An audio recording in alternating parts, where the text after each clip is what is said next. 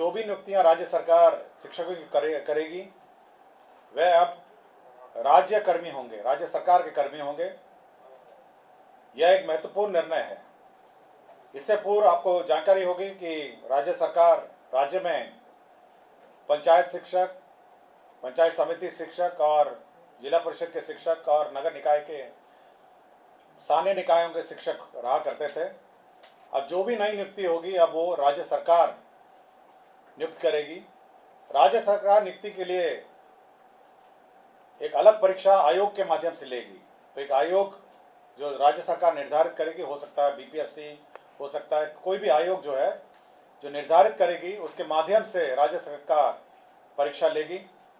तो फ्रेंड्स, आप राज्य सरकार निर्धारित करेगी, हो सकता है बीपीएससी, हो सकता है कोई भी आयोग जो है जो निर्धारित करेगी, उसके माध्यम से राज्य सरकार परीक्षा लेगी और परीक्षा के माध्यम से ही अब नियुक्तियां होंगी। इस नियुक्ति में भाग लेने के लिए जो अर्हता होगी वह मैं पढ़ देता हूं। इसकी नियुक्ति की जो अनिवार्य अर्हता है, भारत के नागरिक हों और बिहार राज्य के स्थायी निवासी होना चाहिए, ये पहली अर्हता होगी। विद्यालय अध्यापक के पद पर नियुक्ति हेतु राष्ट्रीय अध्यापक शिक्षा परिषद द्वारा समय समय पर निर्धारित शैक्षणिक एवं प्रशासनिक योग्यता धारित करते हों एवं विशेष विद्यालय अध्यापक के लिए अर्हता भारतीय पुनर्वास परिषद के अनुरूप अनिवार्य होगा। तो ये महत्वपूर्ण एक अनिवार्यता है। राज्य सरकार एवं केंद्र सरकार द्वारा समय समय पर आहूत शिक्षा पात्रता परीक्षा में उत्तीर्ण हो, परंतु वर्ष 2012 से पूर्व नियुक्त एवं कार्यरत शिक्षक जो दक्षता परीक्षा उत्तीर्ण होंगे के लिए शिक्षक पात्रता परीक्षा में उत्तीर्ण अनिवार्य नहीं होगा। विषय विशेष के लिए अलग से विशेष अर्हता का निर्धारण विभाग द्वारा समय समय पर किया जाएगा। तो ये बिल्कुल स्पष्ट होगा कि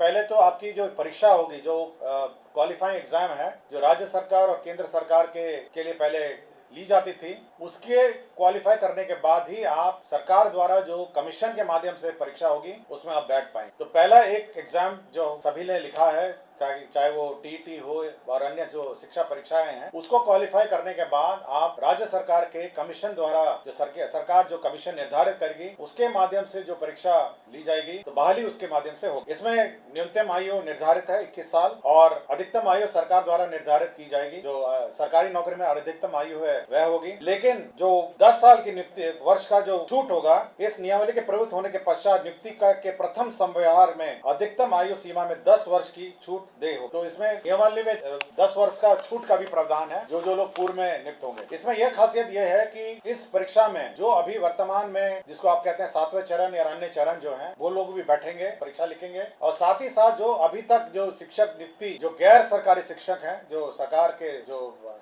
नगर निकाय और पंचायत स्तरीय और स्थानीय निकाय के शिक्षक हैं, वह भी इसमें बैठ पाएंगे। तो सभी प्रकार के शिक्षक जो हैं, जो अर्हता रखते हैं, वह बैठ पाएंगे और इस नियमावली के माध्यम से अगर अर्हता रखते होंगे तो कमीशन द्वारा जो परीक्षा ली जाएगी उसमें बैठेंगे। सभी जो कैंडिडेट्स हैं जो इस परीक्षा में लिखेंगे उनको 3 मौका दिया जाएगा। तो 3 बार लिख सकेंगे और 3 मौके के बाद वह नहीं लिख सकते। जहां तक रिजर्वेशन की बात है, सारा राज्य सरकार द्वारा निर्धारित आरक्षण रोस्टर का पालन किया जाएगा। और लेकिन साथ ही साथ जो आरक्षण है प्राथमिक एवं मध्य विद्यालय के मूल कोटि एवं स्थानक कोटि के विद्यालय प्रधानाध्यापक के पद पर प्रत्येक विषय में न्यूनतम 50% महिला अभ्यर्थियों की नियुक्ति की जाएगी। जो वर्तमान में शिक्षा में जो आरक्षण लागू है वह यथावत रहेगा, किंतु अन्य जो महिलाओं को छोड़ के अन्य जो राज्य सरकार का जो आरक्षण का नियम है वह लागू होगा। इसके साथ साथ अब सरकार के जो कानून है, सरकार के जो नियम है, सरकार का जो पेंशन है, सरकार का जो निर्धारित एनपीएस पेंशन है, ये सब